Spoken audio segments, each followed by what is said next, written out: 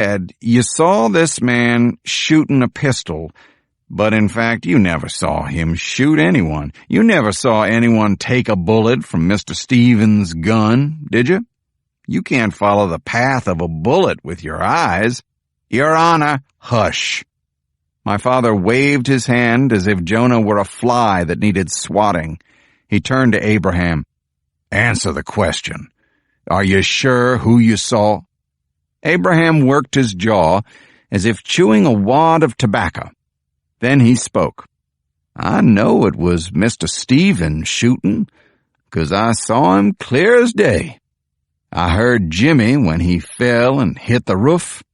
I knew that's who it was, 'cause I'd watched him climb up on the roof, and I saw him again when he fell. Good for you, Abraham, I cheered silently. Give it back to him. Stick him with the truth. And that's the way you remember it, Lewis said. Yes, sir, but not only that. That's how it was. How is your memory these days, Mr. Cross? Sharp as a serpent's tongue, sir, he said. That got a chuckle from the spectators. Lewis smiled too. How old are you now, Mr. Cross, sir? Mom always said I come into Mississippi the same year Mississippi joined up with the United States. And Mississippi became a state in 1817, said Lewis. So that would make you 91, Abraham said. Same as Mississippi. Another laugh. If the jury was anything like the audience, some of them had to be enjoying Abraham's company. Lewis ambled over to his desk, picked up a piece of paper, and carried it to the bench. Your Honor, if it please the court, I submit Article Number 1 as physical entry and evidence, a warrant from the Chief of Police to search the premises of one Abraham Cross in the Eudora quarters. Very well, my father said. He took pleasure in sliding the document into the maw of his heavy iron stamp, bringing down the lever to imprint his seal and admit it into evidence. He handed the warrant back to Lewis, who carried it to Abraham. Mr. Cross, would you please take a look at this document? Abraham slowly settled his spectacles onto the bridge of his nose and took the paper from Lewis. Mr. Cross, do you know how to read? Abraham straightened up and glared at him.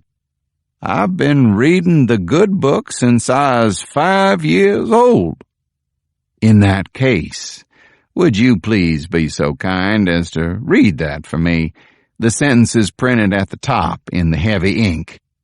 Abraham read, This warrant renders unto the bearers the unchallenged right to examine all house, home, and household goods of the residents denoted below by order of the Chief of Police in the township of Eudora, Mississippi.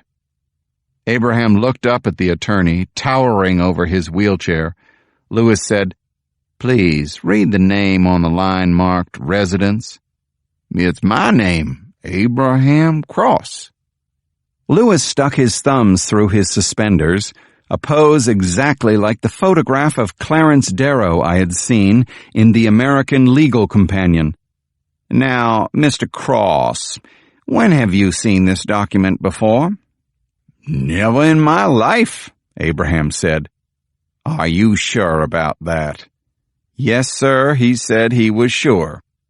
Lewis asked him the question 5 different ways. Jonah tried to object and was gavelled into silence. Didn't Mr. Stevens hand this document to you when he arrived at your house that night, Mr. Cross? Ah, here we go. Jonah jumped up. Objection overruled. He seemed to have reached a silent agreement with Judge Everett Corbett. He would be allowed to keep making objections as long as he understood he would be instantly overruled on every one. Mr. Cross, isn't it true that you saw this document? You read it, and you threw it on the ground. No, sir.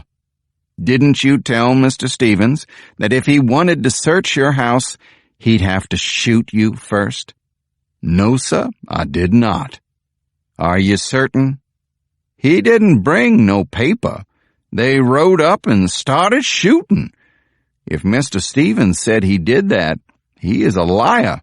And if you say he did it, sir, you would be a liar too." Chapter 108.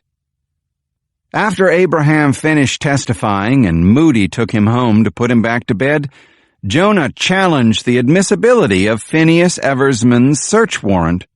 My father looked mildly amused. "It's a search warrant, Mr. Curtis. It looks like 1,000 others that I've seen over the years," he said. Since his profane outburst in the direction of the applauding juror, I thought my father had been unusually patient with Jonah. He must have realized how bad that eruption would look once all these two-bit newspaper reporters put it into print. Jonah decided to tack in another direction. "Your Honor, I know you are well aware that under the rules of civil procedure, all documents entered as evidence must be shared with all counsel before commencement of trial," he said. "The first time I saw this was a few minutes ago."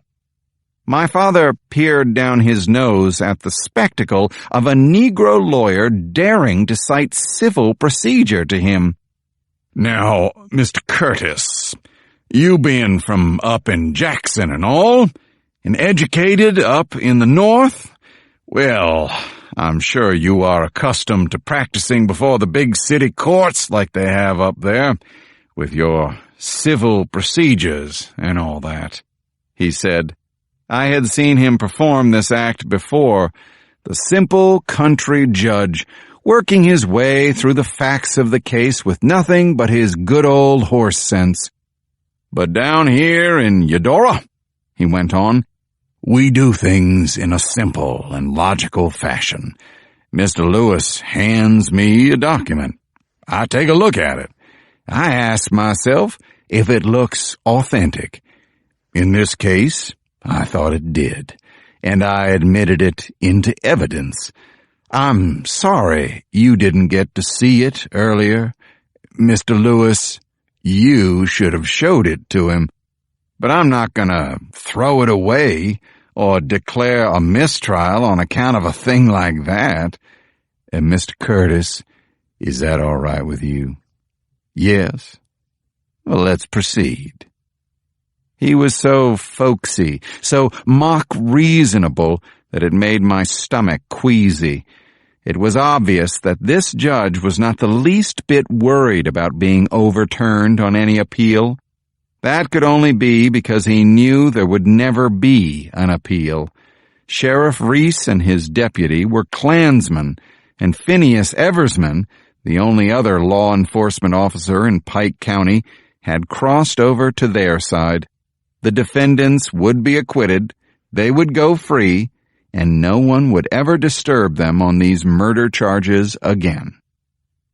"Now, I want both sides to listen," my father said. "I'm going to recess this proceeding until tomorrow morning. Just because every reporter in America is interested in this case doesn't mean I don't have other matters to adjudicate. This afternoon, I will devote myself to the trial of a man who's been charged with public drunkenness and urination. I'm going to have to settle a fence line dispute between a planter and one of his colored sharecroppers, and I'm going to listen to that old German butcher, Henry Kleinhans, tell me one more time why Sam Sanders should not be allowed to sell chicken parts at the general store." He banged his gavel once. "Until tomorrow, 9 o'clock, sharp." Chapter 109. "All rise, this court stands adjourned." My father swept out of the room. Everyone in the courtroom started talking at once, the newspaper reporters pushing through the crowd, hastening to beat each other to the telegraph stations at the depot. Through the window I saw that the sunny morning was giving way to dark bottom clouds. Everyone had been hoping for rain, if only to cool things off for an hour or two before the sun heated it all up again. Maxwell Hayes Lewis stepped over to the prosecution table. "Mr. Curtis, gentlemen, I just want to say I'm mighty sorry for forgetting to show that search warrant to you fellas before we got started this morning." I looked him right in the eye. Mr. Lewis, that is perfectly understandable. I'm sure you were too busy manufacturing that warrant this morning to bother showing it to us." Lewis chuckled. "Ben, I am sorry to see you have become such a cynic." "Let me tell you something, Mr. Lewis." I straightened all the way up so as to look down on him from the maximum height.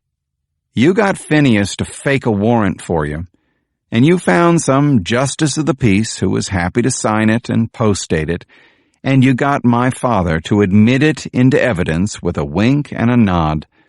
But Jonah has a whole bunch of witnesses who saw what your clients did that night. They saw the death and destruction, and they will testify." The affable smile disappeared from Lewis's face. He was gathering his wits for a comeback when Conrad Cosgrove burst into the near-empty courtroom shouting, "Mr. Stringer! Mr. Corbett! Come on out here! You got to see this!" I followed the others down the center aisle to the doorway. Outside, the trees in the square were swaying in the breeze from the oncoming storm. A soft patter of rain had just started to fall. Right in front of the door, in the center of the lawn fronting the courthouse, was a sight I had never witnessed before. A huge cross was planted there, and it was burning.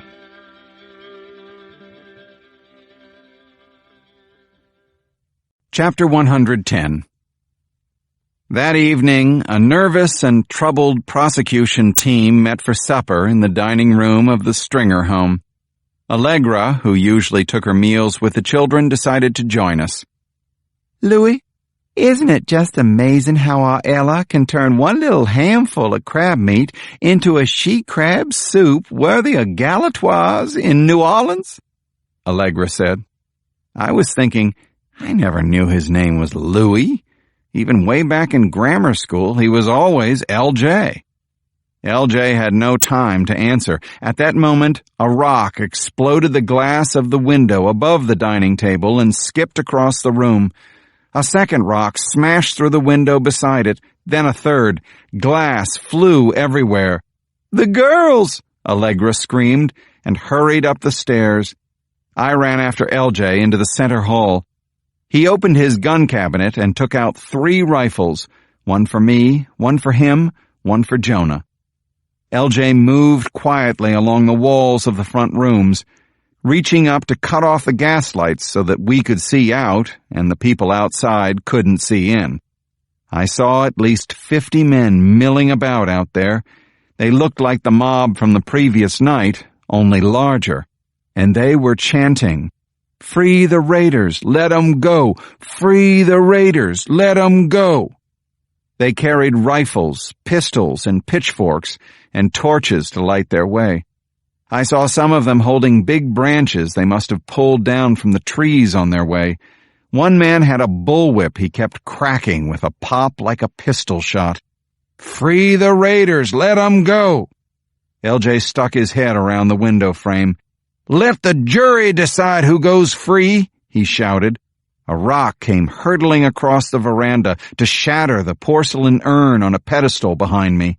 Another rock crashed through a stained glass panel beside the front door. "L.J., get your head in," Jonah cried. "Don't be a fool or a martyr." L.J. stood in full view of the mob, waving his arms, trying to quiet them down, but soon realized that Jonah was right. He stepped back from the window.